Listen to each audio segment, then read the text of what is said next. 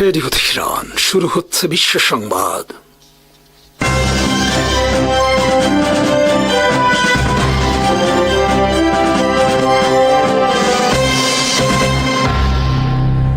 শুরুতেই সংবাদ শিরোনাম। তালেবান হামলায় নিহত পাকিস্তানের 50 সেনা। ভারতকে রেফালে বিমানের সোর্স কোড দেবে না ফ্রান্স। অনিশ্চিত 114 যুদ্ধ বিমান কেনার চুক্তি। চীন থেকে সুপারসনিক ক্রুজ মিসাইল কিনছে ইরান, চিন্তিত যুক্তরাষ্ট্র। $7 বিলিয়ন ব্যয়ে বসফরাস প্রণালীতে রেল সেতু নির্মাণ করবে তুরস্ক। মঙ্গলবার তীব্র যুদ্ধ ছড়িয়ে পড়েছে পাকিস্তান ও আফগানিস্তান সীমান্তে। উভয় পক্ষ একে অপরের অভ্যন্তরে বিমান হামলার দাবি করেছে। আফগানিস্তান তাদের সরকারি এক্স হ্যান্ডেলে দাবি করেছে পাকিস্তানে বিমান হামলা চালানো হয়েছে। হামলায় অন্ততপক্ষে 50 পাকিস্তান সেনা নিহত হয়েছেন। পাশাপাশি এক্স হ্যান্ডেলে আফগান সেনার তরফে হুঁশিয়ারি দেওয়া হয়েছে, এই লড়াই থামবে না। তবে আফগান সরকারের এই দাবি বিষয়ে কোনো প্রতিক্রিয়া জানায়নি পাকিস্তান। পাকিস্তানের গণমাধ্যমেও এ বিষয়ে কোনো খবর নেই। পাকিস্তানের গণমাধ্যমের খবরে বলা হয়েছে, মঙ্গলবার পাঞ্জাবে সন্ত্রাসীদের আত্মঘাতী বোমা হামলায় নিহত হয়েছে 2 পুলিশ কর্মকর্তা। মঙ্গলবার সীমান্ত সংঘাতের কোনো খবর নেই। মঙ্গলবার রাত থেকেই পাক আফগান সীমান্তে দুপক্ষের মধ্যে ব্যাপক গোলাগুলির খবর প্রকাশিত হয়েছে ভারতের আনন্দবাজার সহ অন্যান্য কিছু গণমাধ্যমে। এতে বলা হয়েছে, সীমান্ত সংলগ্ন আফগানিস্তানের 5টি জায়গায় গোলা বর্ষণ করেছে পাকিস্তান আর্মি। সীমান্তের একাধিক জায়গায় আফগান সেনার বেশ কয়েকটি চৌকি লক্ষ্য করে হামলা চালানো হয়েছে বলে দাবি পাকিস্তান আর্মির। আফগান সীমান্ত সংলগ্ন অঞ্চল জ-কা-খেল, ভার্গা, শাহকোট এবং লান্ডিকোটালে হামলা চালিয়েছে পাকিস্তান। তবে এই হামলার ঘটনা প্রসঙ্গে আফগানিস্তানের তরফে কোনো প্রতিক্রিয়া জানানো হয়নি। তবে হুরিয়ত রেডিওর তরফে দাবি করা হয়েছে, পাক সেনা চৌকি লক্ষ্য করে পাল্টা হামলা চালিয়েছে আফগানিস্তান। গত শনিবারে গভীর রাতে আফগানিস্তানে বিমান হামলা চালায় পাকিস্তান। সেই হামলায় শতাধিক সন্ত্রাসী নিহত হয়েছে দাবি পাকিস্তানের। পাকিস্তান আর্মি জানায়, আফগানিস্তানে জঙ্গিদের বেশ কয়েকটি ঘাঁটি গুঁড়িয়ে দেওয়া হয়েছে। তবে আফগানিস্তান পাল্টা দাবি করেন, জঙ্গি ঘাঁটি নয়, লোকালয়ে হামলা চালিয়েছে পাকিস্তান আর্মি। এরপর আফগানিস্তানের তালেবান সরকার এর বদলা নেওয়ার হুমকি দেয়। শনিবারের হামলার পর নতুন করে পাক আফগান সীমান্ত উত্তপ্ত হয়েছে। আফগানিস্তানের পংতিকার বর্মল জেলায় এক মাদ্রাসায় বিমান হামলা চালানোর অভিযোগ ওঠে পাকিস্তানের বিরুদ্ধে। F-16 এবং J-17 বিমান থেকে ওই অঞ্চলে হামলা চালানো হয় বলে দাবি। তালেবান সরকারের মুখপাত্র জবিউল্লাহ মুজাহিদ জানান, পাকিস্তান তাদের সীমা লঙ্ঘন করে আফগানিস্তানের নিরীহ নাগরিকদের উপর হামলা চালিয়েছে। তিনি বলেন, শনিবার রাতে নাঙ্গরহার এবং পংতিকা প্রদেশে বোমা বর্ষণ করা হয়েছে। এই হামলায় মহিলা ও শিশু সহ 19 জনের মৃত্যু হয়েছে। পাকিস্তানের সরকার এই ধরনের হামলা চালিয়ে নিজের দেশের অক্ষমতাকে ঢাকার চেষ্টা করছে। ভারতের পশ্চিমবঙ্গের আনন্দবাজার পত্রিকার খবরে বলা হয়েছে, আফগানিস্তানে পাকিস্তানের হামলার নিন্দা করে আফগানিস্তানের পাশে থাকার বার্তা দিয়েছে নয়াদিল্লি। রেফালে ফাইটার জেট নির্মাণে ভারতকে সম্পূর্ণ প্রযুক্তি হস্তান্তর করবে না ফ্রান্স। ফ্রান্সের গণমাধ্যমের খবরে বলা হয়েছে, ভারত ফ্রান্সের লাইসেন্স নিয়ে স্বাধীনভাবে রেফালে ফাইটার জেট নির্মাণ করতে চেয়েছিল, কিন্তু ফ্রান্স রেফালের গুরুত্বপূর্ণ সোর্স কোড ভারতের কাছে হস্তান্তরে অস্বীকার করেছে। চলতি মাসের শুরুতে ভারত ফ্রান্সের কাছ থেকে 35 থেকে $40 বিলিয়ন ব্যয়ে 114টি রেফালে ফাইটার জেট কেনার প্রস্তাব দেয়। এর অর্ধেক যুদ্ধবিমান ভারত নিজ দেশে নির্মাণের প্রস্তাব দেয়। এজন্য গুরুত্বপূর্ণ সোর্স কোডের প্রয়োজন হবে তাদের। এর ফলে ভারত ফ্রান্সের অনুমতি ছাড়া স্বাধীনভাবে এই বিমানে তাদের নিজস্ব তৈরি অস্ত্র সিস্টেম অপটিমাইজে ডেটা ইন্টারঅপারেবিলিটি বা ইন্টিগ্রেট নিউ সেন্সর সিস্টেম যুক্ত করতে পারবে। সোর্স কোড ছাড়া ভারত এই বিমান ফ্রান্স থেকে কিনলে দীর্ঘ সময় ধরে এই বিমানের পরিচালনা ও অস্ত্র সিস্টেমের ক্ষেত্রে ফ্রান্সের উপরে নির্ভরশীল থাকতে হবে। কিন্তু ফ্রান্স ভারতকে বিমানটির মূল ইলেকট্রনিক সিস্টেম বা সোর্স কোড হস্তান্তরকে ইন্টেলেকচুয়াল প্রপার্টির অধিকার খর্ব হওয়া হিসেবে দেখছে। ফ্রান্সের বিজনেস আউটলেট লা এসেনশিয়াল ইকোয় প্রকাশিত হয়েছে এই খবর। প্রকাশিত খবর অনুসারে ফ্রান্স ভারতকে সোর্স কোড হস্তান্তরে অস্বীকার করেছে। ফলে ফ্রান্স থেকে ভারতের 114টি ফাইটার জেট কেনার বিষয় বড় ধরনের অনিশ্চয়তার মধ্যে পড়েছে। ভারতের কাছে বর্তমানে 36টি রেফালে ফাইটার জেট রয়েছে। এছাড়া আরও 24টি রেফালে ফাইটার জেট কেনার অর্ডার দিয়েছে তারা। এর বাইরে ভারত ফ্রান্সের সাথে যৌথভাবে 114টি রেফালে ফাইটার জেট কিনতে চেয়েছিল, কিন্তু সোর্স কোড ছাড়া যৌথভাবে 114টি রেফালে যুদ্ধবিমান নির্মাণ করলে সেক্ষেত্রেও নিয়ন্ত্রণ থাকবে ফ্রান্সের হাতে, যা এড়াতে চায় নয়াদিল্লি। চীন থেকে সুপারসনিক অ্যান্টিশিপ ক্রুজ মিসাইল কিনতে যাচ্ছে ইরান। CM-302 ক্রুজ মিসাইলের পাল্লা 500 কিলোমিটার বা 310 মাইল। প্রতিপক্ষের হামলা এড়ানোর ক্ষেত্রে এর রয়েছে ব্যতিক্রমী দক্ষতা। খুবই নিচ দিয়ে উচ্চ গতিতে চলতে সক্ষম চীনা এ মিসাইল। এ ধরনের মিসাইল ইরানের হাতে আসলে মধ্যপ্রাচ্যে, বিশেষ করে পারস্য উপসাগর ও আরব সাগরে যুক্তরাষ্ট্রের নৌ উপস্থিতি বড় ধরনের চ্যালেঞ্জের মুখে পড়বে বলে উল্লেখ করেছে বার্তা সংস্থা রয়টার্স। মঙ্গলবার রয়টার্স প্রকাশ করেছে চীন থেকে ইরানের মিসাইল কেনার খবর। এতে বলা হয়েছে, 2 বছর আগে ইরান এ ব্যাপারে উদ্যোগ নেয়, কিন্তু সম্প্রতি ইরান ঘিরে মধ্যপ্রাচ্যে যুক্তরাষ্ট্রের সামরিক আয়োজনের ফলে তেহরান জোর দিয়েছে দ্রুত এ মিসাইল চীন থেকে সংগ্রহের। সম্প্রতি এই লক্ষ্যে চীন সফর করেছেন ইরানের উপ প্রতিরক্ষা মন্ত্রী মাসুদ ক্রাই। চীনা CM-302 একটি অ্যান্টিশিপ ক্রুজ মিসাইল হলেও এর রয়েছে স্থলে হামলা করার সক্ষমতা। 250 কেজি থেকে 500 কেজি ওজনের বোমা বহনে সক্ষম এ মিসাইল। গতির শব্দের তুলনায় 4 গুণ বা ম্যাক 4। যুদ্ধবিমান, রণতরী এবং ট্রাক্টর থেকে নিক্ষেপ করা যায় মিসাইলটি। 2011 সাল থেকে চীনা আর্মি ব্যবহার করে আসছে এই মিসাইল। চীন ছাড়া পাকিস্তান এবং আলজেরিয়ার কাছেও রয়েছে এই মিসাইল। এদিকে মঙ্গলবার কংগ্রেসের যৌথ বার্ষিক সম্মেলনে প্রায় 2 ঘণ্টাব্যাপী রেকর্ড দীর্ঘ বক্তব্য দেন ট্রাম্প। এ সময় তিনি ইরান বিষয়ে বলেন, আমরা এখনও আলোচনার মাধ্যমে সমস্যা সমাধানকে অগ্রাধিকার দিচ্ছি, কিন্তু ইরানের হাতে পারমাণবিক বোমা আমরা কখনোই মেনে নেব না। ইরানের পররাষ্ট্রমন্ত্রী আব্বাস আরাকচি মঙ্গলবার বলেছেন, আলোচনার মাধ্যমে সমস্যা সমাধানে যুক্তরাষ্ট্র আগ্রহী হলে তারা এখনও চুক্তির বিষয়ে আশাবাদী। $7 বিলিয়ন ব্যয়ে তুরস্ক তাদের বসফরাস প্রণালীর ওপর একটি রেল সেতু নির্মাণ করতে যাচ্ছে। এটি হবে ডাবল ট্রাক বিদ্যুতায়িত লাইন। এই সেতু এশিয়া ও ইউরোপের মধ্যে নতুন মেল বন্ধন রচনা করবে। সেতুর দৈর্ঘ্য হবে 126 কিলোমিটার। তুরস্কের যোগাযোগ মন্ত্রী মঙ্গলবার এই তথ্য জানান। এই সেতুর ফলে যোগাযোগ ব্যবস্থার ক্ষেত্রে নতুন যুগে প্রবেশ করতে যাচ্ছে তুরস্ক এবং সেই সাথে ইউরোপ ও এশিয়া। রেল সেতু নির্মাণের পর লাইনটি বছরে 3.5 কোটি যাত্রী এবং 3 কোটি টন মাল পরিবহন করবে বলে আশা করা হচ্ছে।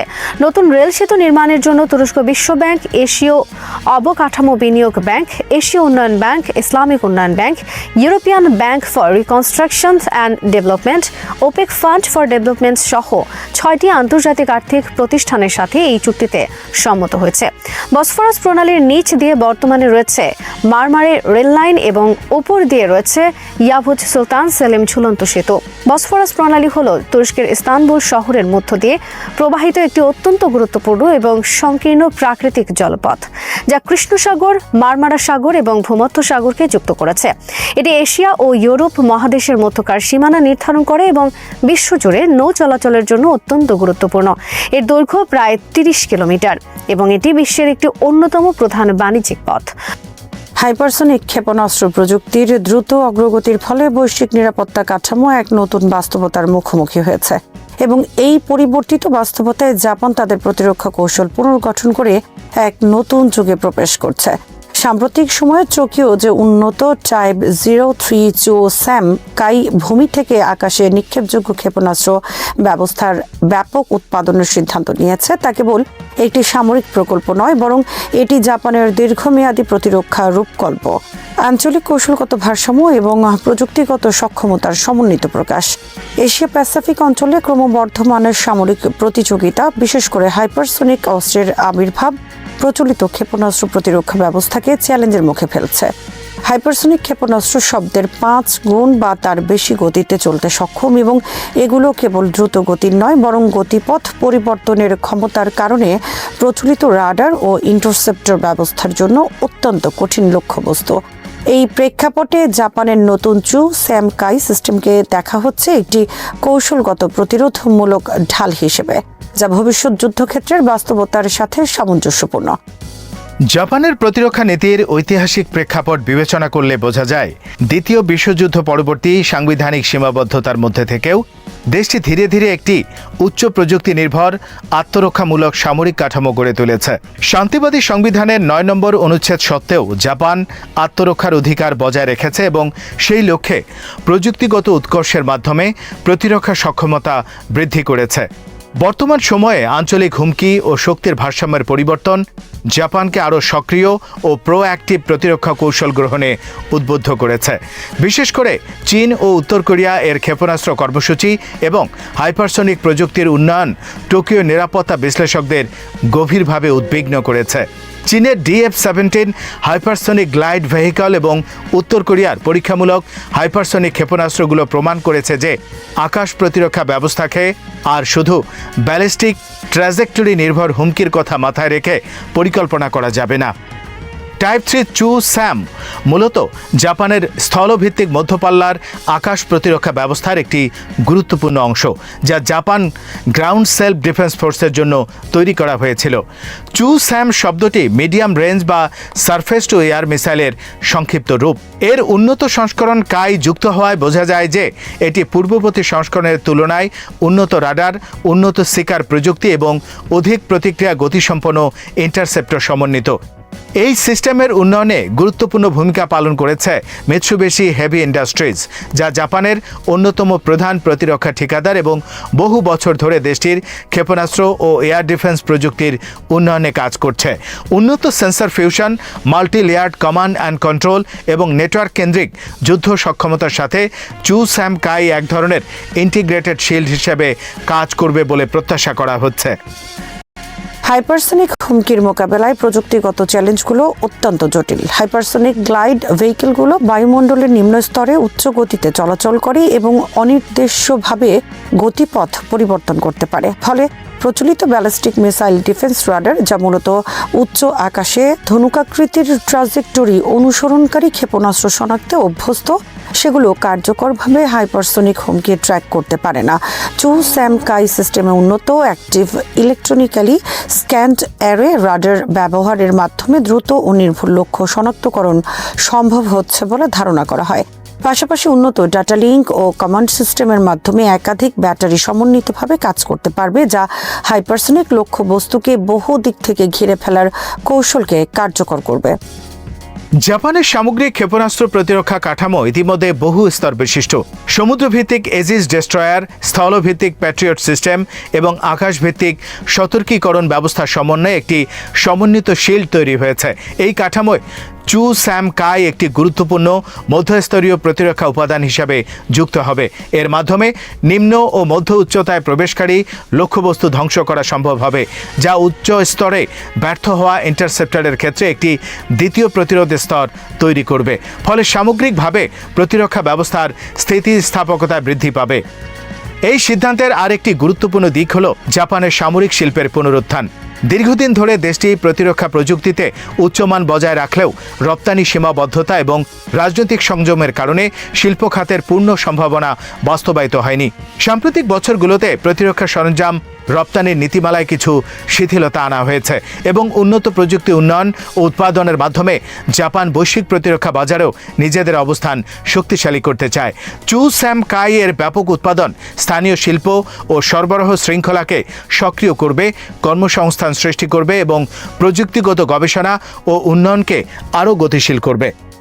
আঞ্চলিক নিরাপত্তা প্রেক্ষাপটে এই পদক্ষেপের প্রতিক্রিয়া খুবই গুরুত্বপূর্ণ।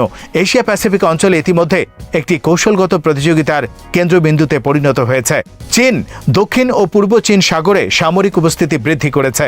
তাইওয়ান ইস্যুতে উত্তেজনা বৃদ্ধি পেয়েছে এবং উত্তর কোরিয়া ধারাবাহিকভাবে ক্ষেপণাস্ত্র পরীক্ষা চালিয়ে যাচ্ছে। এই পরিস্থিতিতে জাপানের প্রতিরক্ষা শক্তিশালীকরণকে অনেকে প্রতিরোধমূলক পদক্ষেপ হিসেবে দেখলেও অন্যদিকে এটি আঞ্চলিক অস্ত্র প্রতিযোগিতাকে আরও ত্বরান্বিত করতে পারে বলে আশঙ্কা রয়েছে। তবে টোকিওর অবস্থান হল প্রতিরক্ষা সক্ষমতা বৃদ্ধি আক্রমণাত্মক কৌশলের সমর্থক নয়, বরং এটি প্রতিরোধমূলক স্থিতিশীলতা নিশ্চিত করার উপায়।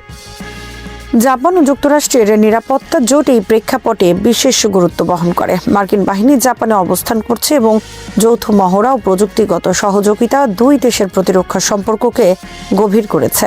হাইপারসনিক হুমকি মোকাবেলায়ও যুক্তরাষ্ট্র ও জাপান যৌথ গবেষণা ও তথ্য বিনিময় করছে।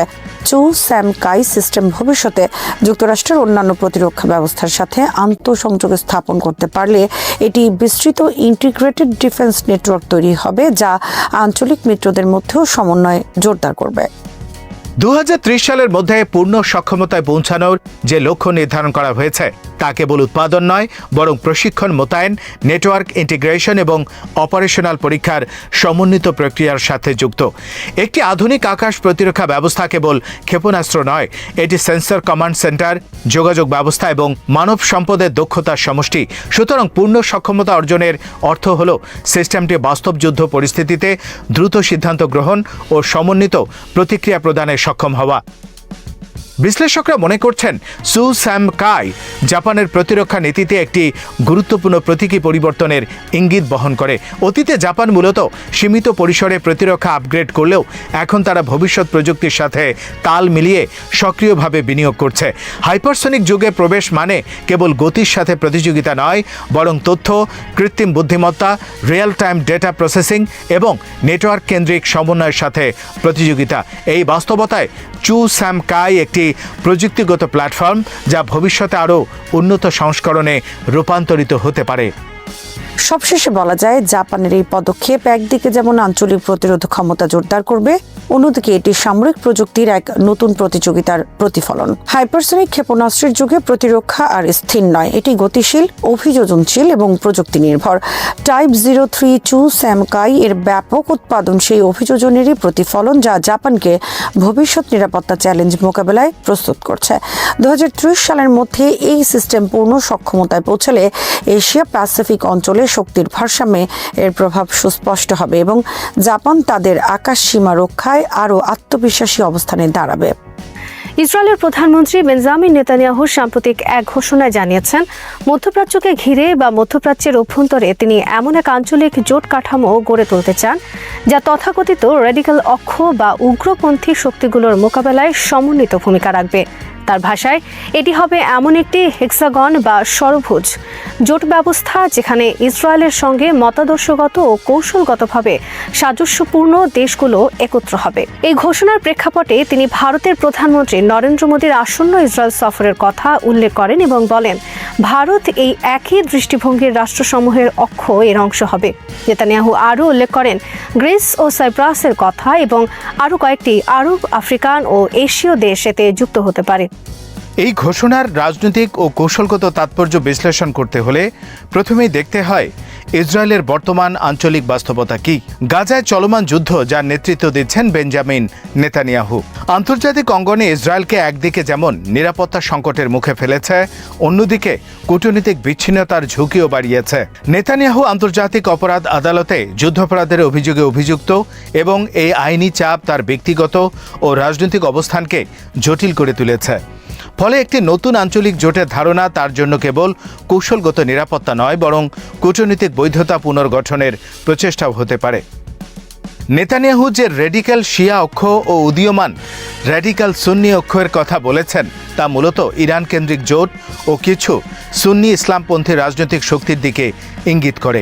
ইরান নেতৃত্বাধীন অ্যাক্সিস অব রেজিস্ট্যান্স দীর্ঘদিন ধরে ইসরায়েলের বিরুদ্ধে কৌশলগত প্রতিরোধ গড়ে তুলেছে, যার মধ্যে রয়েছে লেবাননের হিজবুল্লাহ, ইরাক ও সিরিয়ায় বিভিন্ন মিলিশিয়া এবং ইয়েমেনের হুথি গোষ্ঠী। গাজায় হামাসের সঙ্গে ইসরায়েলের যুদ্ধ এবং সীমান্তে হিজবুল্লাহর সঙ্গে সংঘর্ষ এই বৃহত্তর আঞ্চলিক অক্ষের বাস্তব উপস্থিতিকে সামনে এনেছে। 2025 সালে জুনে ইসরায়েল ও ইরানের মধ্যে সরাসরি 12 দিনের সংঘর্ষ এবং তাতে যুক্তরাষ্ট্রের অংশগ্রহণ এই সংঘাতকে আরও স্পষ্ট করে তুলেছে। এই প্রেক্ষাপটে নেতানিয়াহুর হেক্সাগন ধারণা আসলে একটি পাল্টা জোট রাজনীতির অংশ। আন্তর্জাতিক রাজনীতিতে অক্ষ বা ব্লক গঠনের ইতিহাস নতুন নয়। শীতল যুদ্ধকালে যুক্তরাষ্ট্র ও সোভিয়েত ইউনিয়নের নেতৃত্বে দুটি প্রধান ব্লক গড়ে উঠেছিল। বর্তমানে মধ্যপ্রাচ্যে ইরান নেতৃত্বাধীন এক ধরনের শিয়া অক্ষ এবং ইসরায়েল যুক্তরাষ্ট্র সমর্থিত সুন্নি আরব রাষ্ট্রগুলোর একটি অনানুষ্ঠানিক সমন্বয় বিদ্যমান। কিন্তু গাজা যুদ্ধের পর সেই সমন্বয় ভেঙে পড়ার লক্ষণ দেখা দিয়েছে। তুরস্কের প্রেসিডেন্ট এরদোয়ান প্রকাশ্যে নেতানিয়াহুর কড়া সমালোচনা করেছেন এবং সৌদি আরবও ইসরায়েলের নীতির বিরুদ্ধে অবস্থান নিয়েছে। ফলে নতুন জোট গড়ার ধারণা একদিকে যেমন ইরান প্রভাব প্রতিহত করার প্রচেষ্টা, অন্যদিকে সুন্নি বিশ্বে ইসরায়েলের হারানো অবস্থান পুনরুদ্ধারের কৌশল। ভারতের অন্তর্ভুক্তি এখানে বিশেষভাবে তাৎপর্যপূর্ণ। ভারত ঐতিহ্যগতভাবে নিরপেক্ষ কূটনীতির ধারায় চললেও গত এক দশকে দিল্লি তেল আবিব সম্পর্ক উল্লেখযোগ্যভাবে ঘনিষ্ঠ হয়েছে। প্রতিরক্ষা প্রযুক্তি, সাইবার নিরাপত্তা ও কৃষিক্ষেত্রে দুই দেশের সহযোগিতা বেড়েছে। মোদির নেতৃত্বে ভারত ইসরায়েলের সঙ্গে কৌশলগত অংশীদারিত্বকে গুরুত্ব দিয়েছে। একই সঙ্গে ভারত ইরানের সঙ্গেও সম্পর্ক বজায় রাখার চেষ্টা করে, বিশেষত চাবাহার বন্দর প্রকল্পের মতো উদ্যোগে। ফলে ভারত যদি প্রকাশ্যে একটি অক্ষ এর অংশ হয়, তবে তার বহুমুখী কূটনৈতিক ভারসাম্যের জন্য চ্যালেঞ্জ তৈরি করতে পারে। গ্রিস ও সাইপ্রাসের অন্তর্ভুক্তি পূর্ব ভূমধ্যসাগরীয় জ্বালানি রাজনীতির সঙ্গে সম্পর্কিত। পূর্ব ভূমধ্যসাগরে গ্যাস অনুসন্ধান ও উত্তোলনকে কেন্দ্র করে তুরস্কের সঙ্গে গ্রিস সাইপ্রাসের উত্তেজনা দীর্ঘদিনের। ইসরায়েল এই অঞ্চলে গ্যাস রপ্তানির সম্ভাবনা নিয়ে কাজ করছে এবং গ্রিস সাইপ্রাসের সঙ্গে ত্রিপক্ষীয় জ্বালানি সহযোগিতা ইতিমধ্যেই গড়ে উঠেছে। ফলে এই জোট কেবল নিরাপত্তা নয়, জ্বালানি ভূ রাজনীতির অংশও হতে পারে। অন্যদিকে 2020 সালে যুক্তরাষ্ট্রের পৃষ্ঠপোষকতায় শুরু হওয়া তথাকথিত আব্রাহাম অ্যাকর্ডস ইসরায়েলের আরব বিশ্বে কূটনৈতিক অগ্রযাত্রার একটি বড় ধাপ ছিল। সংযুক্ত আরব আমিরাত, বাহরাইন ও মরক্কোর সঙ্গে সম্পর্ক স্বাভাবিকীকরণ ইসরায়েলকে আঞ্চলিক স্বীকৃতি দেয়। তবে গাজা যুদ্ধের পর এই সম্পর্কগুলো জনমতে চাপে পড়েছে। আরব বিশ্বে ফিলিস্তিন প্রশ্ন এখন আবেগঘন রাজনৈতিক ইস্যু। সৌদি আরবের সঙ্গে সম্ভাব্য স্বাভাবিকীকরণ স্থবির হয়ে পড়েছে। রিয়াদ প্রকাশ্যে ইসরায়েলের পশ্চিম তীর দখল নীতির সমালোচনা করেছে এবং সোমালিয়ার বিচ্ছিন্ন অঞ্চল সোমালিল্যান্ডকে ইসরায়েলের স্বীকৃতির বিরোধিতা করেছে। নেতানিয়াহুর প্রস্তাবিত জোটের আরেকটি মাত্রা হল যুক্তরাষ্ট্রের ভূমিকা। যদিও ঘোষণায় সরাসরি উল্লেখ নেই, তবু ইসরায়েলের কৌশলগত জোটের পেছনে ওয়াশিংটনের সমর্থন প্রায় অবধারিত। যুক্তরাষ্ট্র দীর্ঘদিন ধরে ইরান বিরোধী আঞ্চলিক সমন্বয় গড়ে তোলার চেষ্টা করেছে।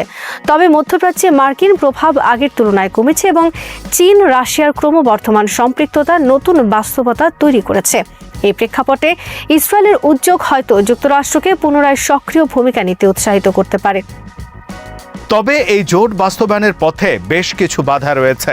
প্রথমত, র্যাডিক্যাল শব্দের সংজ্ঞা নিয়ে ভিন্ন মত থাকতে পারে। যে দেশ ইসরায়েলের দৃষ্টিতে র্যাডিক্যাল, অন্য দেশের কাছে তার কৌশলগত অংশীদার।